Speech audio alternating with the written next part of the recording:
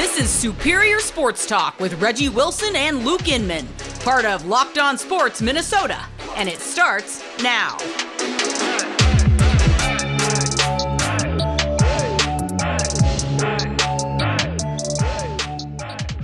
Back in the lab, Reggie and Luke back at it. Another episode, Superior Sports Talk, presented by Locked On Sports Minnesota. Got karl-Anthony's very own Reggie Wilson with me, so life is good. Thursday, Reg, one more day, baby, almost there. Yeah, that music got me unusually hyped today. I know it's the same music, but like it hit different Once today. in a while, it catches me. Yeah. A little beat bopping, a little bopping back and forth. I'm with that. I'm feeling better than the Twins. All right, well, we got a good show lined up because we're going to get a nice little Twins vent session in today. Plus, Vikings Superlatives Day, and later, I'm putting Reggie on the hot seat with What Does It Mean? It's all coming up on Superior Sports Talk. So, let's talk about those Twins, shall we? Hey, Reggie, Groundhog's Day was on TV last night. Did you catch that? Starring Rocco Baldelli and Emilio Pagan. Fourth blown late game lead to the Guardians in the last 9 games. Oh, my God. This lead should be up to 10. Twins up 3 in the bottom of the 10th. Fans losing their minds when they see Emilio Pagan run out of the bullpen onto the field. Do I even need to say the rest? Pagan gives up 3 runs. Poof, all tied up. Cotton comes in. All the momentum's gone. Cleveland steals another one with a 4-run 10th inning. Absolutely gut-wrenching to watch this over and over and over. To Twitter we go. Aaron Gleeman, the geek, last night. Twins' last 4 losses to Cleveland, they had a win probability as high as 92%, 98%, 82%, and last night, 95% win probability going in to the bottom of the 10th inning, up 3 runs. If the Twins had won all 4, they'd be up 10 games in the AL Central. Wow. Even winning 3 of 4, you'd be up 8 games. Instead, they only lead by 2. Wow. You know, I ripped off a bunch of stats on Pagan yesterday, like league worst 7.08 ERA, etc., blown leads the league in that. Well, those are all even worse now. How's the song go? It's my birthday. I'll cry if I want to. Well, it is my birthday, and I want to cry with Twins fans. Appreciate you. I want to cry with Twins fans after that one. Hey, Twins bats came up, did their job. Kepler and Kurloff, who's absolutely on fire since he was called back up, by the way, both with home runs, 2 RBIs each. Urshela with the bomb shot. Buxton and Correa both had the day off, but they came in, pinched hit, both got on base. Not the bats' fault here, Reggie. Fans taking their blood pressure and heartburn meds this morning as we speak, just trying to digest all of this. A lot of fans calling for Rocco here, but as you said yesterday, what's he supposed to do here, Reggie? He's got no one else in the bullpen. Thoughts on last night's game, and where in the world do we go from here? I don't know. Last night, it was incredible. They were down 3-0. Mounted the comeback. Correa comes up, pinch hits, RBI. It's good times. Then Kepler comes up, bam. Boom. Okay, look, all you have to do is just hold on to a 3-run lead. Should be simple, right? Come on. And so I tweeted last night. I said, okay, that's all well and good, okay? That's fine. Who's coming up to pitch in the bottom of the 10th? And my mentions went ablaze. And in the back of my mind, I'm like, of course he's not going to throw Pagan out there. There's no way. No, he's not going to do that. Not in this high leverage situation. Even a 3-run lead is a high leverage situation at this point with this bullpen. And then everybody's just like, if it's Pagan, we charge with pitchforks. And then they come back from commercial break. And who's warming up? It was like that scene off of ATL when he cornered little bro just out in the alleys. Hold on. I know that ain't who I think it is. Triple take. Not even a double take. Triple take. And it was just like, what? Oh, my gosh. And, of course, the regular season, there's already a runner on second base. So you're like, oh, Lord Jesus. Okay. Right. All right.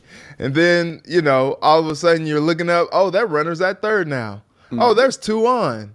Oh, my goodness. There it is. 6-4. Oh. All right. Okay, well, get him out of there. Get him out of there. Okay, really quick. Get him out of there. Okay, this is not his game. It usually is not his game. But whatever. Get him out of there. Get him out of there.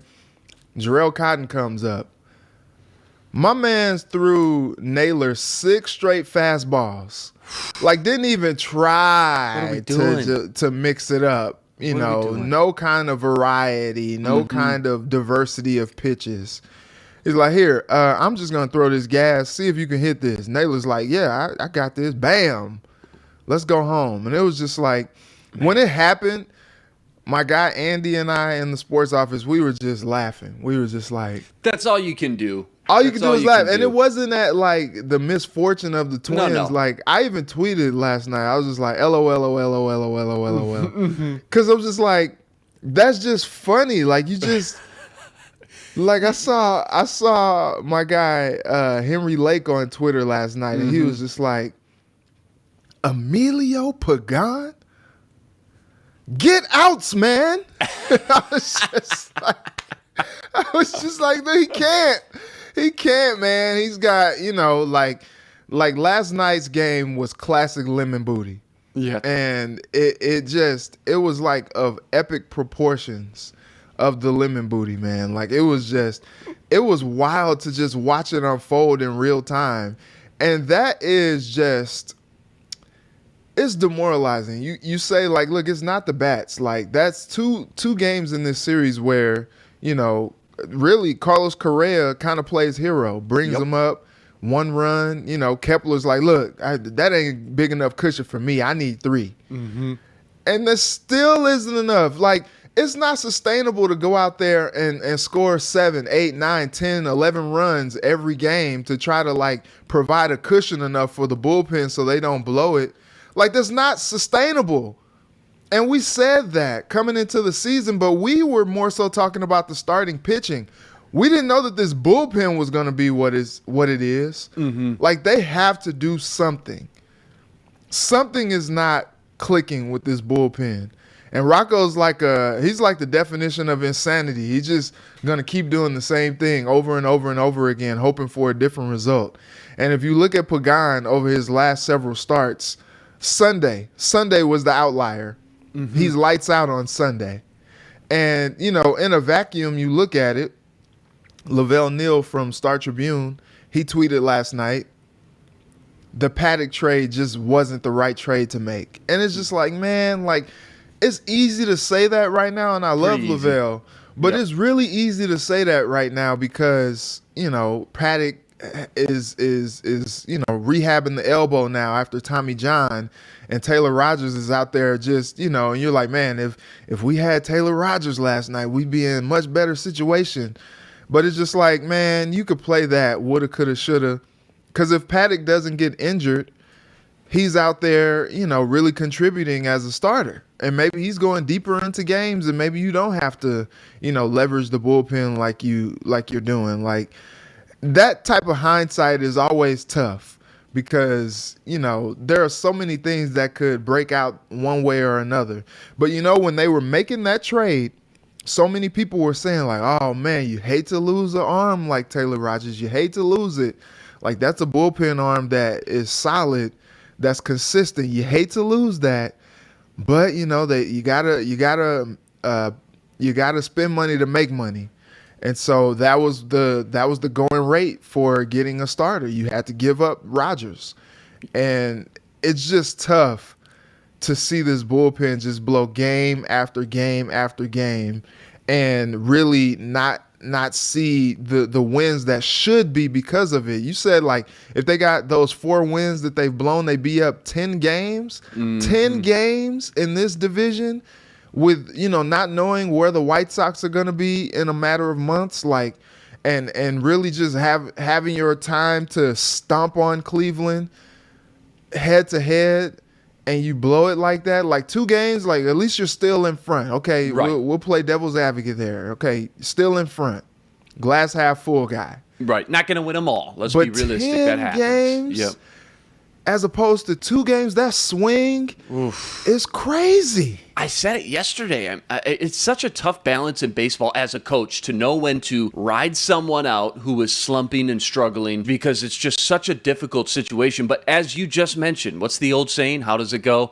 definition of insanity is doing the same thing over and over again and expecting different results. Twins fans have seen enough. I said after the first blown game, this may be the best thing that could happen to them because now there's no excuses. We know this is a good, talented playoff caliber team that needs to go out and address their biggest weakness before the trade deadline and add bullpen help. Since then, there's been 3 more wins turned into losses. Twins lead, as you mentioned, down to 2. 1 game left with Cleveland, with the air and momentum just sucked out of that clubhouse. I got to imagine finishing strong here on a high note is an absolute must just for their psyche alone. You know how we could take our minds off all this? With Arcade 1-Up. NBA Jam is back with Arcade 1-Up. Boom shakalaka, Reggie. Arcade 1-Up is the place for fun. They've even got more classics like Golden Tee, Mortal Kombat, and many others starting at just $3.99.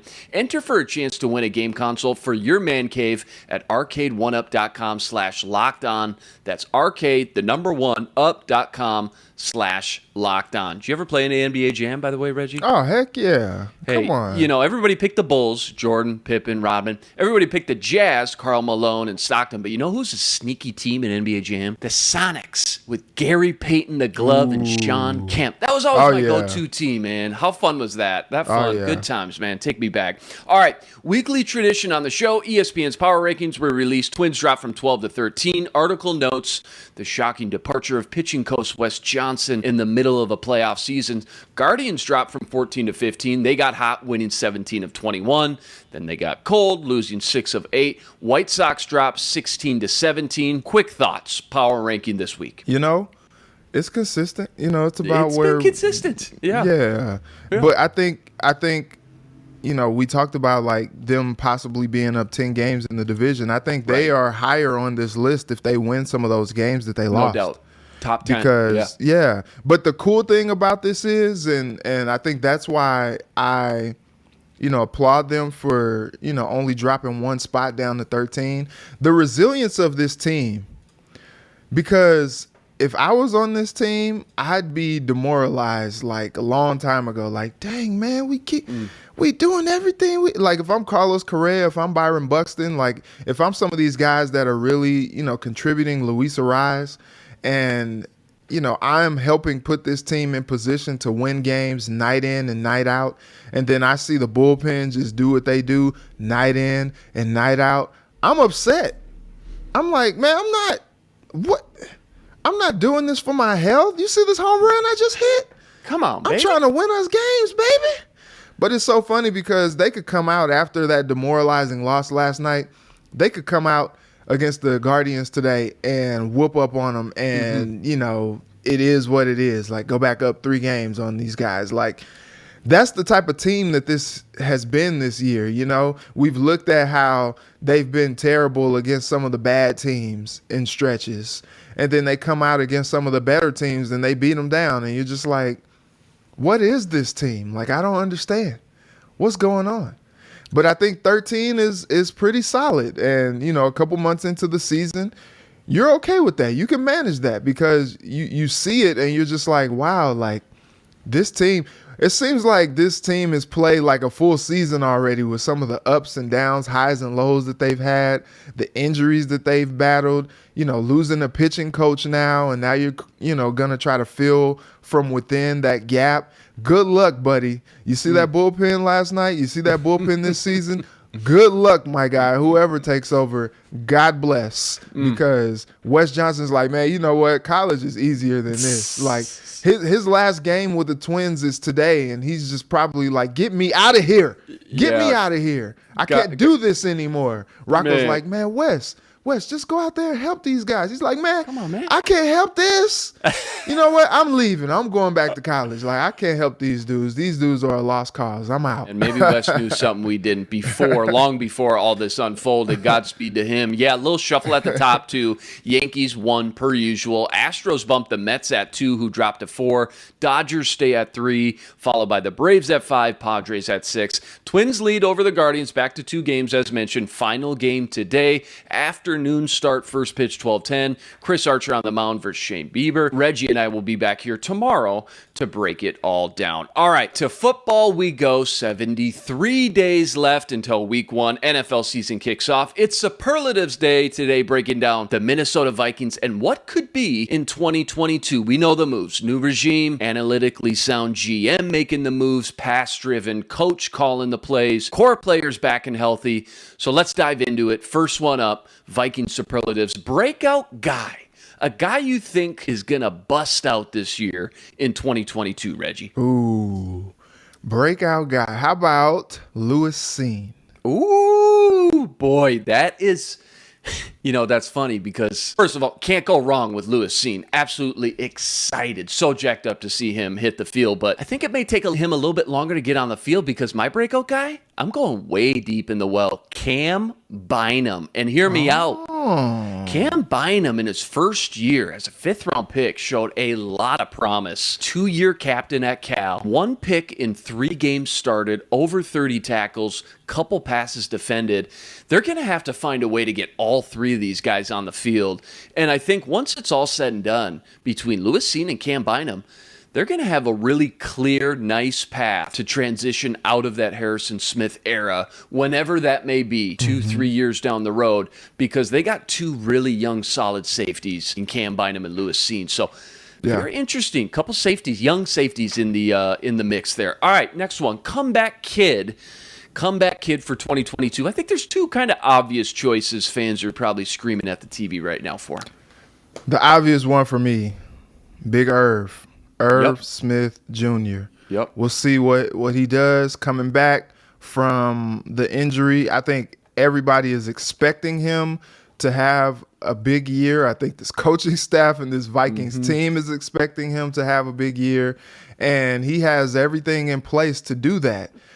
Full health, complementary offense where he's going to get his spots to, really do some damage, and an offensive-minded head coach that is going to put him in positions to excel out there on the field. And if he does what it is that people think, he might be in line to get paid after this season. So that's my obvious choice. I guess another choice could be like Za'Darius Smith. I got Danielle Hunter. I mean, back-to-back landing on the IR. I thought Hunter and Irv Smith. Certainly Za'Darius, though, should be thrown in that mix. Season-ending injury. Only played, 1 game last year coming off a back injury. But Danielle can't go wrong either way. Irv or Danielle. Yeah. Danielle, both just loaded with talent. That's why I think fans are just banging the table. Say, just stay healthy because you know what they can do when healthy. I mean, Danielle Hunter, former Pro Bowler, All-Pro, Defensive Player of the Year candidate. Just a freak. 2 years.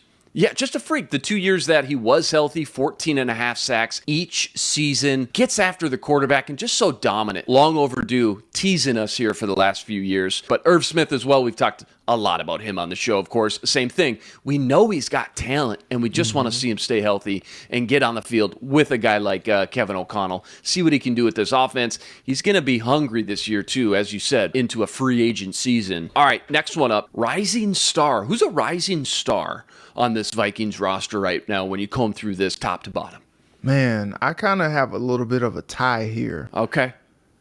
I'll go rising star Andrew Booth Jr. And KJ Osborne. I love it. That was mine, KJ Osborne. I think we both agree there for sure. KJ Osborne, man. I mean, some people may say, well, wait a minute. I mean, he's not really a breakout guy. He had, 50 catches, 7 touchdowns, over 500 yards last year. But think about it. Adam Thielen's going to miss a couple games here or there. He's going to slide into the number 2 receiver in a Kevin O'Connell pass-happy offense, while Justin Jefferson's getting double and even triple covered sometimes. You got Dalvin Cook. He forces a safety in the box. I just think KJ Osborne, when given opportunities, all he's done is show up and produce. Yep. And I'm excited to see him, man. I think he's going to be a rising star, whether it's as wide receiver 3 in this pass-happy offense or even wide receiver 2, maybe. I think Brian O'Neill was my honorable mention. Certainly a rising star. Just been an absolute rock, a stud at right tackle, and never gets any national recognition. Hopefully this will finally be that year. All right, next one. don't forget about? Who's a guy that maybe people are quick to forget about or doesn't get a lot of love or attention in the media or on Twitter with fan base, whoever it may be? Don't forget about. Don't forget about Jordan Hicks. They brought him over. You know, he was kind of falling out of favor. Even though he had 100-plus tackles last year for the Cardinals, they decided they wanted to go young and, you know, go with the youth movement. And he's just kind of on the outs. And it's just like, well, this guy is still a very, very productive football player. And the Vikings were like, yes, he is. Come on, let's do this over here in Minnesota. You come play with us. You like the cold, right? You can do it, right? Okay, cool. We got a dome. It's all good. And so I think he's a guy that is going to be just, you know, we talk about Adam Thielen. He's like a consummate pro, gonna be consistent. You know, he's just gonna be a consistent force for that defense, I feel like. He was my honorable mention. He was my number 2. 3 straight 100 tackle seasons, 150 tackles in 2019. Gets his hands on the ball, passes deflected, interceptions. Cheap deal, by the way, too. What, 2 years, $8 million, something like that? I couldn't believe he couldn't get more money on the market. But my pick, DJ Wanham. I brought him up about a few weeks ago. DJ Wanham, that third pass rusher behind Hunter and za'darius. Za'darius and Hunter both play 13 games. We'd all take it. We'd say, all right, well, better than the alternative, right? But DJ Wanham, somebody needs to be that third pass rushing guy. He quietly had 8 sacks last season.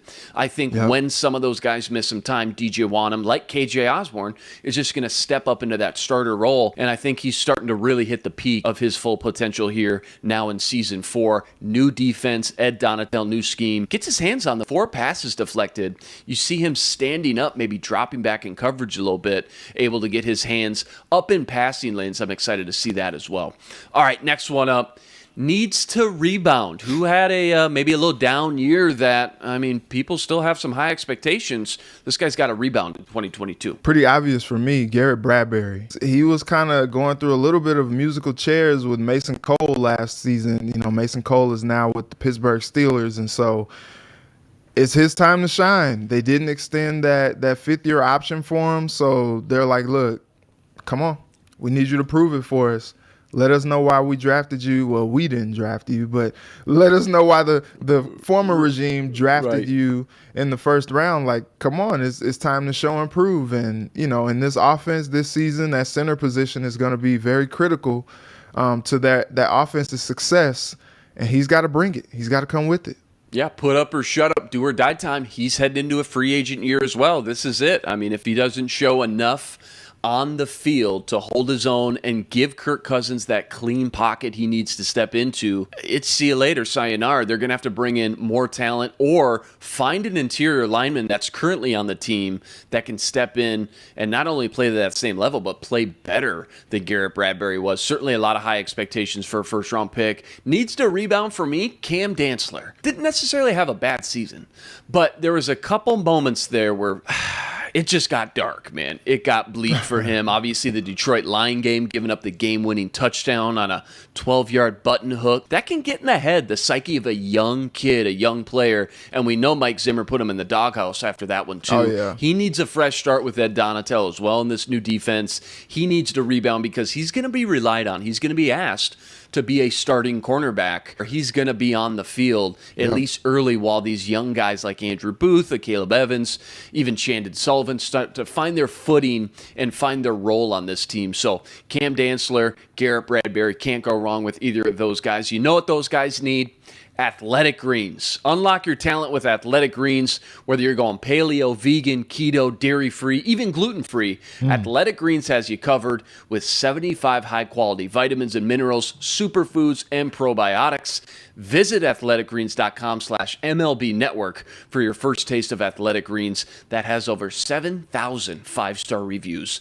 That's athleticgreens.com/MLB Network. All right, keep it moving.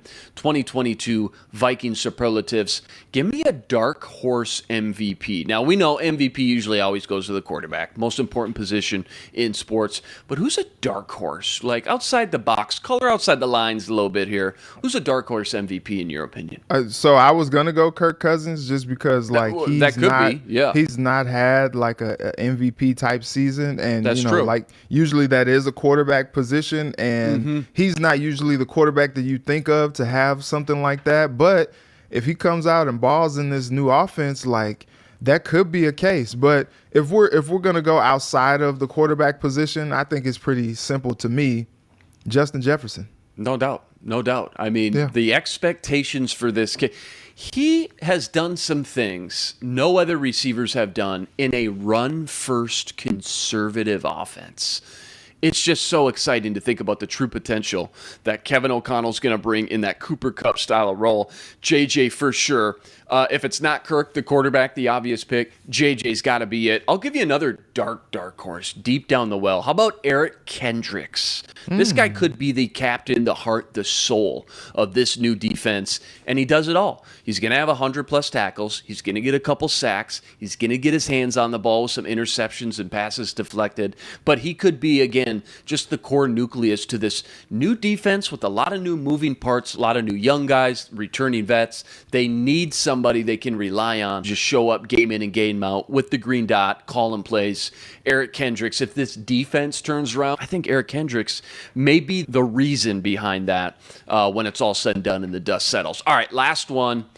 Under the radar, who's a guy that gets you excited? You see a lot of potential, just scratching the surface that maybe it's too early to start talking about as a for sure thing. Who's going under the radar? St. Louis, stand up. Armand Watts, for sure. Armand Watts. What do you like about him? I just think that he's an ascending player. Under Coach Peterson, he really just showed a lot of development. Maybe you call him a little bit of a later bloomer or whatever, but I think he just needed a little bit of time to just transition to the NFL game. And I just think that he's an ascending young player, and in this new defensive system, they're going to call on him to, do a lot. And I think he's going to be up to the challenge. Yeah, and he had to move around a lot. They were trying to figure out his true best position to maximize his talents those first few years under Peterson and Zimmer. They were moving him around all the time on the edge, 3-tech, even nose tackle once in a while. And now he's a 5-tech, and he's the starter. So he's got a clear path to producing and being productive on the field. And I'm excited about Armand Watts, too, because that's a guy that, again, when you look at all the starters, he never gets talked about, but he's going to be on the field the majority of the time. Under the radar for me, running back, not Dalvin, not Madison, Kene Nwangu. Boy, did he flash some big things last year. 2 return touchdowns on special teams. I think coaches are going to be forced to find a way to get him involved in the offense at times. We know Alexander Madison's sitting free agency next year, likely not to be retained and re-signed and brought back. Dalvin Cook, known to miss a couple games here and there, get dinged up. Who's next up? Kene Nwangu. I'm just excited to see him in a Kevin O'Connell offense. Maybe on third down, passing option out of the backfield. We'll see how it all plays out. Seems buried right now. That's why he's under the radar. But looking not only in 2022, but the future, I think Kene Nwangu could be a pretty solid running backfield for sure. All right, there you have it. Viking superlatives for 2022. Kind of fun just to sit back, think about just which players on the roster could bust out in a big way. And just could be a lot of fun to watch here, too, coming up. 73 days until week 1. NFL kicks off 1 month before training camp at TCO in Eagan. Full practice schedule just released up on Viking.com. Go check that out. Until then, Reggie and I got you covered every step of the way. All right, time has come. Favorite segments here. I'm going to put Reggie on the hot seat, covering all the latest hot topics in Minnesota sports. First up, did you see this one, Reg? Sources say Adrian Peterson and Le'Veon Bell have signed contracts for a heavyweight boxing exhibition on July 30th, a month from today, at Crypto.com Arena in L.A. What does it mean for both athletes and, their reputation? Like, we know Peterson was still hoping to play in the NFL this season. Does this mean his playing days are, officially over? Is this when you know the days of the NFL are officially done when you see something like this? Also, who you got? AP or Le'Veon Bell? I think that's it, man. That's toast. Yeah, that's it. because when you're signing on the box, like, not saying that you can't be diverse in sport, but, keep the main thing at this point. You can't go from one gladiator sport to the next. Like, Right. you're just a glutton for punishment at this point. Right. What are you doing? Like, you're going from getting hit in the head to getting hit in the head. Like, is that smart? Like, I don't know. Like, you got kids, man. You got family. Like, you survived one sport relatively intact, and now you're just going to go to another sport that is almost as brutal, if not more brutal, than the one that you just survived. Like, I don't understand that at all, but a lot of people were in my Twitter mentions talking about how, his net worth is kind of in the can a little bit, and this is a chance for him to get a little bit of a payday to help himself out. And so maybe that's the case. I don't know. Le'Veon Bell has forfeited quite a bit of money in his career just from him, standing on his own beliefs. That's right. I guess you want to call it. And so, when he came back from that year off, he was not the same running back. He was not the same guy. And he just kind of flamed out really quickly. And, now he's going in. I know he was starting the boxing training, as he was with the Ravens and, things like that. And I guess this is something that he's going to try to pursue full time. That being said, I got AP. With that being said, AP, he's going to dust him. He's going to knock him out. Grew up here in Minnesota, lifelong Viking fan. Adrian Peterson, one of, if not one of the all-time greatest Vikings I've ever watched from beginning to end. Such an illustrious career. Brought us so many electric moments and seasons and games and stuff fans will never forget. To be honest, when I read this, kind of bummed me out a little bit. Kind of sad, man, to be honest, because whether he's doing it just for a paycheck, dude's made the most of any running back in his career. Adrian James is second with like 67 million earned. Adrian Peterson's in triple digits. He's made over $100 million. Wow. And you got to resort to a celebrity boxing match for another paycheck. Kind of bums me out a little bit. We know he wanted to stick around in the NFL as long as possible, try to break Emmitt Smith and some other rushing records in there. It's one thing to be a Herschel Walker and be like, this is my new hobby. I want to stay fit, and this is a great way to do it. It's another thing to have to resort to this to get another paycheck. Saying that, I got AP too. AP. Exactly. I want to see what that Vegas line is. It's got to be AP, but 3-1. No way Le'Veon Bell still stands a chance. Are you kidding me? All right, next one up. What does it mean? Minnesota Timberwolves forward Ron Prince has agreed to a 2-year, $16 million contract extension. What does it mean for free agency and Tim Connolly's game plan after locking up Prince to the fold? Remember, they also extended Naz Reid and Jalen Noel, who both are in the mix. Prince averaged 7.3 points per game in 69 games for the Wolves last season. What do you think Tim Connolly's game plan is now, free agency starting up here today? I think he's just kind of going to pepper the team. First priority, get your own guys signed. Yep. Prince is a good rotational player. He's come in and really gave them some meaningful minutes. And then, Naz Reid, Jalen Noel, those are guys who come off the bench and give you some good energy. They give you some good play as well.